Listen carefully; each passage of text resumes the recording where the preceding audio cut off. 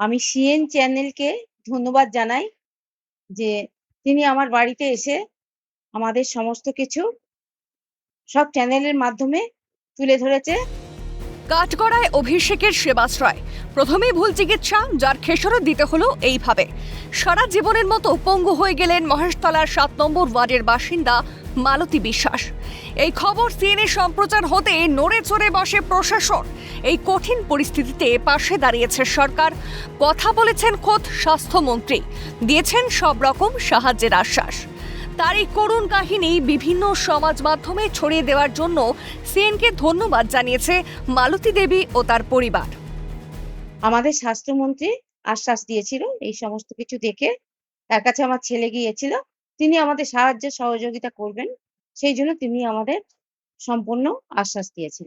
আমরা আশা করিনি যে আমরা বিচার পাবো, কিন্তু আজ আমরা একটা আশ্বাস পেয়েছি যে আমরা সত্যের বিচার পাবো, এই জন্য আমরা খুশি। যে স্বাস্থ্য দপ্তর স্বাস্থ্যমন্ত্রী তিনি আমার সাথে অনেকক্ষণ ধরে তিনি কথা বলেছেন, তিনি আশ্বাস দিয়েছেন, মায়ের সমস্ত নথিপত্র কাগজপত্র তিনি জমা নিয়েছেন এবং তিনি আমাদের সিএম মাননীয় শুভেন্দু অধিকারী মহাশয়ের কাছে তিনি ফাইল পাঠাচ্ছেন এবং পূর্ণাঙ্গভাবে তদন্ত হবে, এটাই তিনি আশ্বাস দিয়েছেন। এবং সাথে তিনি পরিবারের সাথে আছেন, সাহায্য সহযোগিতার হাত বাড়িয়ে দেবেন, তিনি সঙ্গে সঙ্গে আশ্বাস দিয়েছেন আমাদের। সত্যি আমরা খুবই আপ্লুত। মাস কয়েক আগেও আর 5টা মানুষের মতোই চলাফেরা করতে পারতেন এই মহিলা। 2025 সালের 6 ফেব্রুয়ারি সামান্য হাঁটু ব্যথা নিয়ে গিয়েছিলেন অভিষেকের সেবাশ্রয়ে। অভিযোগ, সেখানে যাওয়ার পর তাকে বেশ কিছু ওষুধ দেওয়া হয়। সেই ওষুধ খেয়ে ব্যথা কমাতো দূর, আরও বেড়ে যায়। পরে সেখান থেকে পাঠানো হয় মডেল ক্যাম্পে, পরবর্তীতে রেফার করা হয় এমআর বাঙুরে, সেখান থেকে পাঠানো হয় চিত্তরঞ্জন ন্যাশনাল মেডিকেল কলেজে। পরিস্থিতি এমন পর্যায়ে পৌঁছয় যে পা কেটে বাদ দিতে হয়। সেই সময় অভিষেক বন্দ্যোপাধ্যায়ের সঙ্গে একাধিকবার যোগাযোগের চেষ্টা করা হলেও মেলেনি সাড়া, পাশে দাঁড়ায়নি কেউ। তবে মালতী দেবীর এই দুরবস্থার কথা জানতে পেরেই তাদের সঙ্গে যোগাযোগ করেন খোদ স্বাস্থ্যমন্ত্রী। ডেকে পাঠানো হয় স্বাস্থ্য ভবনে। স্বাস্থ্যমন্ত্রীর ভূয়সী প্রশংসা করে মালতী বিশ্বাসের ছেলে বলেন, একজন পূর্ণমন্ত্রীর দফতর সাধারণের জন্য উন্মুক্ত করে রাখা হয়েছে। তার কাছে মনের সমস্ত কথা বলতে পেরে আমরা আপ্লুত। সিএনএর প্রতিনিধির সঙ্গে কথা বলতে গিয়ে বর্তমানের সঙ্গে অতীতের তুলনা টানলেন সৌম্যদীপ। তার অভিযোগ, সাংসদের সঙ্গে দেখা করতে গেলে কোমরের বেল্ট খুলে নেওয়া হতো, পকেট থেকে পেন ও ফোন নিয়ে নেওয়া হতো, তারপর মিলত সাংসদের অফিসে ঢোকার অনুমতি। কার্যত স্বৈরাচারী শাসনের অভিযোগ উঠেছে তৃণমূল জামানার বিরুদ্ধে।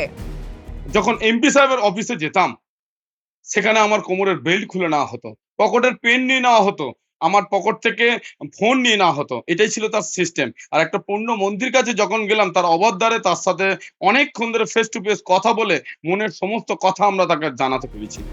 ক্ষমতার অপব্যবহার করে যারা মানুষের জীবন নিয়ে ছিনিমিনি খেলেছেন, তাদের শাস্তি পাওয়াই উচিত, এমনই কড়া বার্তা দিয়েছেন পঞ্চায়েত মন্ত্রী দিলীপ ঘোষ। যারা আজকে ক্ষমতাকে অপব্যবহার করে মানুষের জীবন, ধন, সম্পদ, প্রাণ নিয়ে টানাটানি ছিনিমিনি খেলেছেন, তাদের তো শাস্তি পাওয়া উচিত। কেউ প্রতারিত হয়েছে, সে যদি কমপ্লেন করে, তার সে অধিকার আছে, আর সরকারের দায়িত্ব আছে এরা খোঁজ খবর করা। সেটাই প্রক্রিয়া হয়েছে। এরা আজকে ক্ষমতাকে এমনভাবে ইউজ করেছেন, ডাক্তার ছাড়া যে কেউ তাকে প্রেসক্রিপশান দিচ্ছে। আমাদের মাননীয় স্বাস্থ্যমন্ত্রী গেছিলেন, তিনি কি বলেছেন যে এই যে প্রেসক্রিপশান দেখে মনে হচ্ছে ডাক্তারের লেখা নয়, কে লিখতো? তার পরিণাম হয়েছে আজকে একটা মানুষের একটা পা চলে গেছে। তো এ তো বিচার হওয়া উচিত, যদি দোষী কেউ হয় তাকে সাজা দেওয়া উচিত। স্বাস্থ্যমন্ত্রী শুধুই যে সাহায্য সহযোগিতার আশ্বাস দিয়েছেন তা নয়, পূর্ণাঙ্গ তদন্তেরও আশ্বাস দিয়েছেন। স্বাস্থ্যমন্ত্রী শারদাত মুখোপাধ্যায়ের এই সদর্থক ভূমিকায় আপ্লুত বিশ্বাস পরিবার।